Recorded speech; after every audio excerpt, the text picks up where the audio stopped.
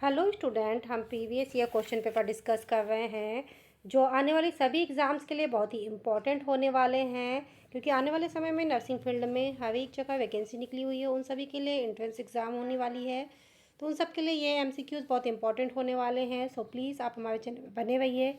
यदि आपने हमारे चैनल को लाइक, सब्सक्राइब और शेयर नहीं किया है तो कर दीजिए। बेल आइकन को दबा के रखिए ताकि आने वाली सभी क्लासेस की नोटिफिकेशन आप लोगों को मिलती रहे। तो चलिए स्टार्ट करते हैं। हम इस समय पोस्ट बेसिक बीएससी नर्सिंग का 2022 का क्वेश्चन पेपर डिस्कस कर रहे हैं। ओके, तो चलिए डिस्कस करते हैं। Factoscope is used to. Okay, now first question is क्या है? Fetoscope, sorry not a factoscope, fetoscope is used to. जो फिटोस्कोप है वो क्यों यूज़ किया जाता है? Option A, hear heart sound of mother. Option B, visualize fetus. Option C, heart sound of fetus. Option D, hear abdominal sound of mother. तो किसके लिए किया जाता है? हार्ट साउंड ऑफ फीटस, यानी कि जो भ्रूण है उसके हृदय की ध्वनि को सुनने के लिए फिटोस्कोप का उपयोग किया जाता है। Okay, now next question. Fundal height at the 24th week of pregnancy. यदि भी क्या है, 24 सप्ताह की प्रेगनेंसी है तो फंडल हाइट क्या होगी? Option A, at the level of xiphisternum. Option B, umbilicus at the umbilicus level. Option C, at the level of 2/3 of the distance between the umbilical and xiphoid process xiphisternum, sorry. Option D, at the level of the third of distance between the symphysis pubis and umbilicus. Okay, तो जब 24th week की pregnancy होती है तब कितना होता है fundal height? तो वो होता है एट द लेवल ऑफ अम्लाइकस। आपने पढ़ा होगा कि जब प्रेगनेंसी होती है तो हर एक वीक में अलग अलग आपको देखने को मिलता है। तो 24 सप्ताह में हमको कहाँ देखने को मिलेगी प्रेगनेंसी? ये जो साइज है, फंडल साइज है, कहाँ देखने को मिलेगा? वो फंडल हाइट देखने को मिलेगी eight the level of अम्लाइकस। Okay, now next question. Normal fetal heart rate at 38 week of gestational period is. Option A, 80 से 100 beat per minute. Option B, 100 to 120 beat per minute. Option C, 120 to 160 beat per minute. Option D, 180 beat per minute. जो normal fetal heart rate होती है 38 week के gestation पे, तो वो होगी option C, 120 to 160 beat per minute. Okay, कितनी होगी? 120 to 160 beat per minute. Okay, now next question. Fetal movement that is felt by the mother from 18th week of gestation is called. जो fetal movement है 18th week के इस पे होता है उसको क्या बोलते हैं? तो वो कहना चाहिए फर्स्ट फीटल मूवमेंट जो मदर को फील होता है 18th वीक की जस्टेशन पे, उसे क्या बोला जाता है? Option A, quickening. Option B, Braxton Hicks contraction. Option C, ballottement. Option D rotation. Now right answer is quickening. Okay, जो फर्स्ट मूवमेंट होता है जो मदर को फील होता है उसको क्या बोलते हैं? Quickening. Now next question. Which type of pelvic has rotated beam? Okay जो कौन सा वो होता है पेल्विक होता है वो गोलाकार बीम का होता है। तो कौन सा होगा? Option A gynaecoid, option B android, option C anthropoid, option D platypelloid. Okay, now right answer is gynaecoid. जो गायनेकॉइड बीम होता है पेल्विक होता है उसका बीम कैसा होगा? गोलाकार होगा। Now next question. Which of the following is not an indication of cesarean section? ठीक है, इनमें से कौन सा है जो सिजेरियन सेक्शन के प्रस्ताव का संकेत नहीं देता? Option A complex pelvic floor, option B previous caesarean section, option C placenta previa, option D vertex presentation. Now right answer is option D vertex presentation. ठीक है, ये जो वर्टेक्स प्रेजेंटेशन है ये नॉर्मल पोजीशन है, इसमें कुछ भी सिजेरियन सेक्शन वाला नहीं है। जो कहना चाहिए जो एबनॉर्मल प्रेगनेंसी या सिजेरियन सेक्शन के लिए ये प्रस्तावित नहीं है। बाकी सारे में हम सिजेरियन सेक्शन करते हैं। Okay, now next question. At the 10 centimeter dilation of cervix during fetal heart rate should assist at least। Okay, क्या है? प्रसव के दौरान सर्विक्स के 10 सेंटीमीटर फैलाव पर भ्रूण के हृदय की गति का आकलन किया जाना चाहिए। अब कितने कितने देर में करना चाहिए?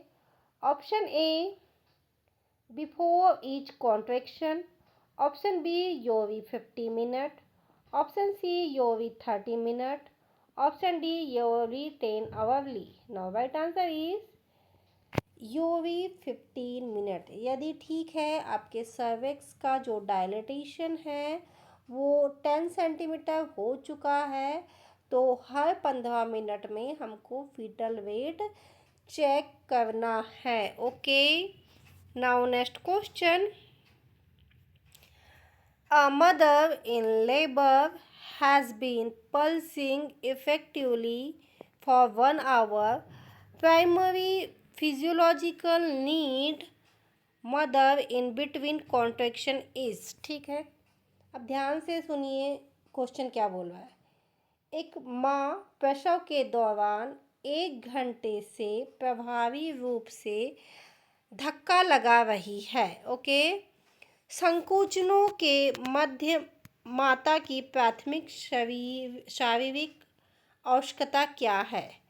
अब देखिए वो 1 घंटे से लेबर पेन में है और बाकायदा कॉन्स्ट्रक्शन कर रही है, तो उसकी प्राथमिक आवश्यकता क्या होगी शरीर की? Now option A change position frequently, जल्दी जल्दी अवस्थाएं परिवर्तित करना, option B ambulant, option C consume oral food and fluid, option D rest. तो जब देखिए 1 घंटे से कॉन्स्ट्रक्शन धक्का दे रही है, कॉन्स्ट्रक्शन हो रहा है, तो वो क्या है? थक गई है। तो थक गई तो उसको क्या करना है? वेस्ट करना है। Okay, now next question. Stiffening and blue purple discolouration of cervix in earlier pregnancy is called। Okay, क्या बोल रहा है? प्राथमिक गर्भावस्था में सर्विक्स का नरम एवं नीला बैगनी रंग होना कहलाता है। Option A Hegar sign, option B Chadwick sign, option C Goodell sign, option D Osiander sign. Now right answer is option B. Okay, कैसा कौन सा साइन कहलाएगा? Chadwick sign. ओके, कैसा कलर हो जाएगा वजाइना का? नरम और softening of your cervix and discoloration purplish discoloration, नीला बैगनी कलर। तो ये कौन सा साइन कहलाता है? Chadwick sign. Now next question, which of the following nursing intervention is most appropriate intensively if fetus feels soft and boggy in the immediate postpartum period? Okay, क्या बोल रहा है क्वेश्चन? निम्न में से कौन सा नर्सिंग कार्य प्रारंभिक तौर पर सार्वजनिक उपयुक्त है यदि प्रसव के तुरंत पश्चात गर्भाशय नरम और दलदला महसूस हो रहा है? तो हमको सबसे पहले क्या करना चाहिए? Option A, massage the fundus until it firm. ठीक है, फंडस की मसाज करनी चाहिए। Option B, elevate the mother leg. Option C, push the uterus to expel clots. Option D, encourage the mother to void urine. Okay, तो यदि इस type की condition आती है, बोगी यूट्रस है, तो हमको क्या करना है? तुरंत ही जो फंडस है उसकी मसाज करेंगे। तो यहाँ राइट आंसर क्या हो जाएगा? A, massage the fundus until if it firm. Okay, now next question, which of the following is uterotonic drug? Okay, जो अल्ट्राटोनिक यूवेटोटोनिक ड्रग है वो कौन सी है? Option A, levonorgestrel. Option B, isoxsuprine. Option C, isoproterenol. Option D, magnesium sulphate. Now right answer is misoprostol. Okay, जो misoprostol है uterotonic औषधि है। Okay, now next question, syphilis is caused by? तो सिफिलिस जो होता है वो किसके द्वारा होता है? Option A, parasite. Option B, virus. Option C, bacteria. Option D, protozoa. Now right answer is option C, bacteria. Okay, जो सिफिलिस है उसका कॉजेटिव एजेंट क्या है? Bacteria. Now next question, pigmentation of face of pregnant women is called? जो गर्भवती महिला के चेहरे की रंजकता या छाया को कहा जाता है? Option A, striae gravidarum. Option B, linea nigra. Option C, melasma. Option D, vascular spider. Okay, जो पिगमेंटेशन होता है प्रेग्नेंट लेडीज के इसमें उसको क्या बोला जाता है? ऑप्शन सी, मेलाज्मा। ओके, क्या बोलेंगे? Melasma. Now next question, Heimlich manoeuvre technique is use to? जो हेमलिच मैन्योर की टेक्निक है वो क्यों यूज़ की जाती है? Option A, dislodge foreign body dislodge foreign body from the trachea. Option C, dislodge foreign body from the nose. Option C, dislodge foreign body from the ear. Option D, dislodge foreign body from the stomach. तो जो Heimlich manure है हम उसका उपयोग करते हैं किसके लिए? कि जो भी कहना चाहिए ट्रेकिया में या श्वसन नली में कोई वस्तु यदि फंस जाती है तो उसको निकालने के लिए कौन सी टेक्निक यूज़ की जाती है? Heimlich manoeuvre. Okay, now next question, Apgar score 4 to 6 indicated that is newborn has। ठीक है, अबगाव स्कोर सभी ने पढ़ा है। अबगाव स्कोर में यदि रेटिंग 4 to 6 आती है तो बच्चा कैसा है? Option A, no difficulty.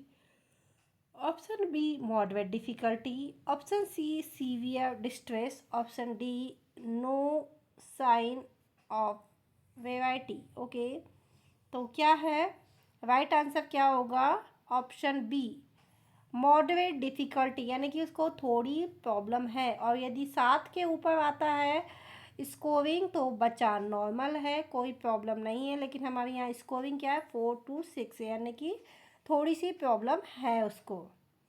Now next question, Moro reflex is disappeared at the age of. ठीक है, जो मोरो रिफ्लेक्स है वो कब समाप्त हो जाता है?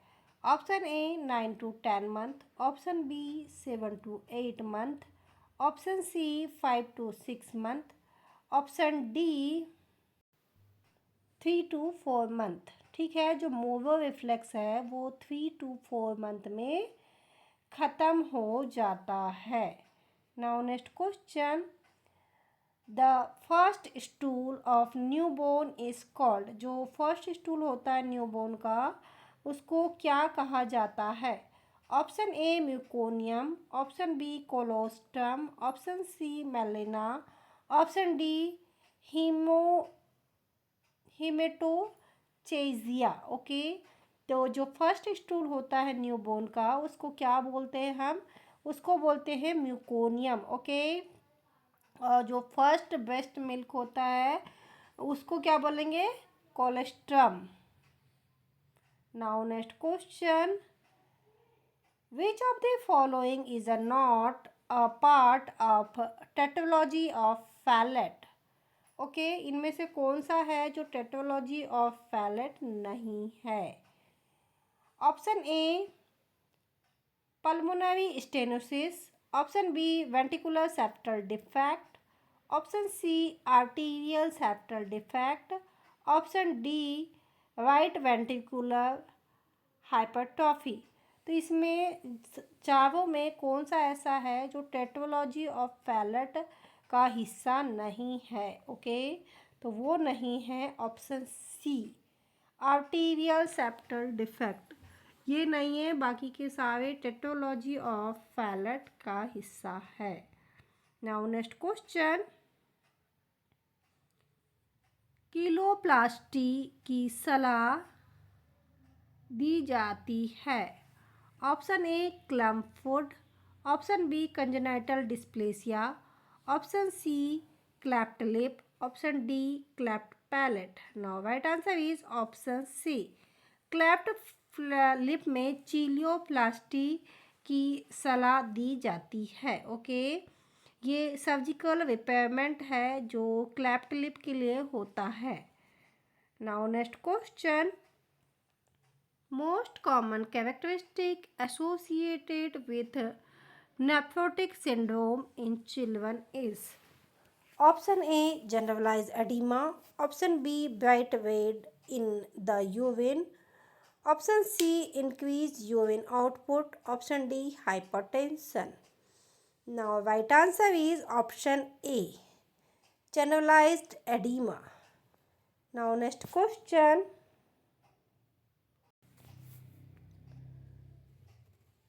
Vigar lactate solution, sorry it is not a Vigar, it is a Vigar lactate solution is।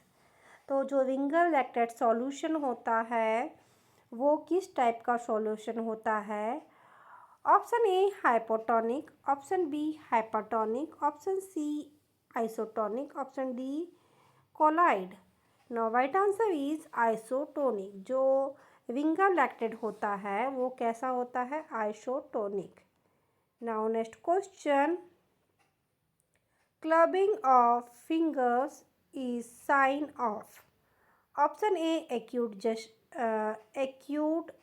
गेस्ट्रोइंटेस्टाइटिस, option B shock, option C chronic renal disease, option D chronic lung disease. जो clubbing of fingers है वो काय का sign है? तो वो sign होता है क्रोनिक लंग्स डिसीज का। काय का होता है? क्रोनिक लंग्स डिसीज का। Now next question, which of the following is not a purpose of bronchoscopy?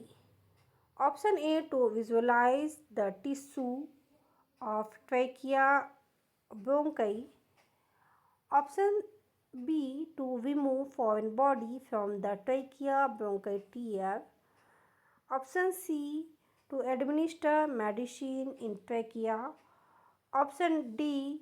To treat post-operative atelectasis okay जो पर्पस ऑफ ब्रोंकियोस्कोपी है वो उसका क्या है use to administer medicine in trachea okay तो bronchoscopy का जो पर्पस है वो क्या है to administer medicine in trachea now next question which of the following is not a सेंटो bilateral factory of hypomagnesemia okay option A chronic alcoholism option B hypothyroidism option C prolonged use of laxative option D malabsorption disorder तो hypoglycaemia किस में देखने को मिलेगा तो वो है हाइपोथायराइडिज्म में okay now next question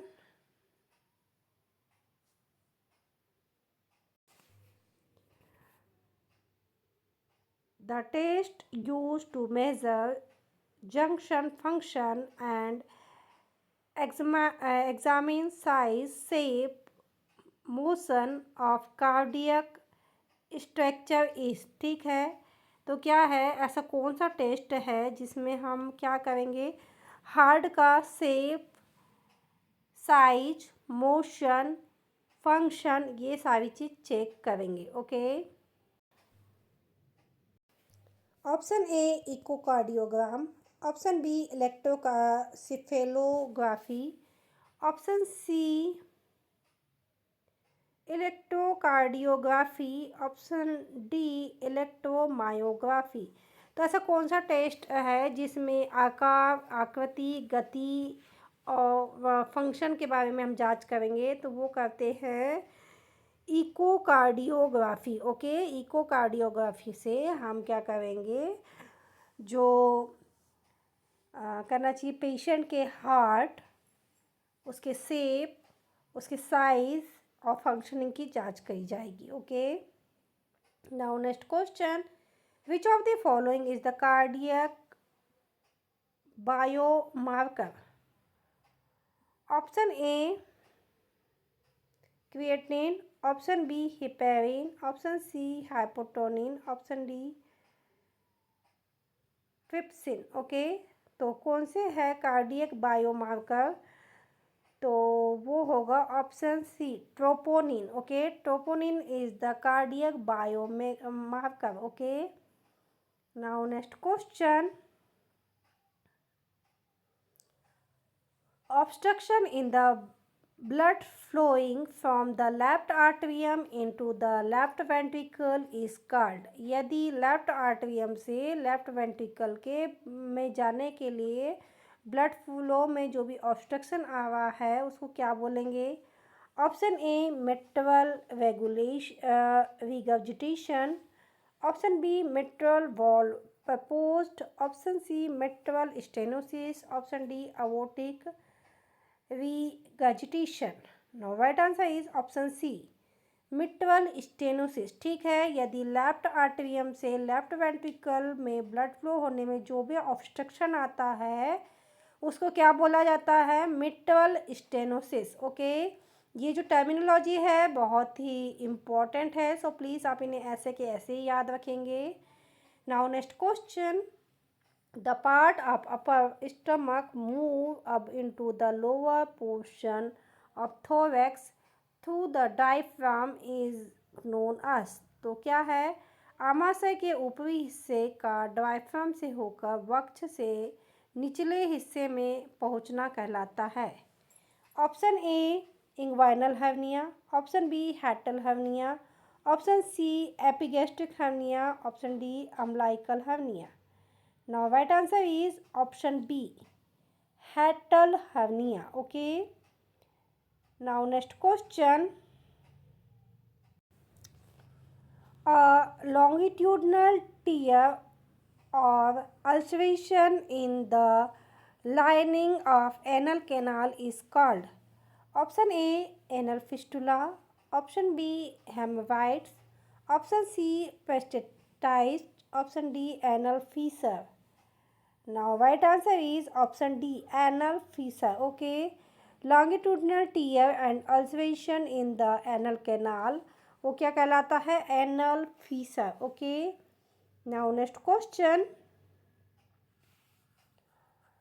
Which of the following is not a complication of diabetes? Option A, myopathy. Option B, retinopathy. Option C, nephropathy. Option D, neuropathy. Now, right answer is option A, myopathy. Okay. क्या है? Myopathy complication नहीं है diabetes का, otherwise ये सारे retinopathy, नेप्रोपैथी, neuropathy ये सारे diabetes के कॉम्प्लिकेशन हैं, आपको देखने को मिलेंगे।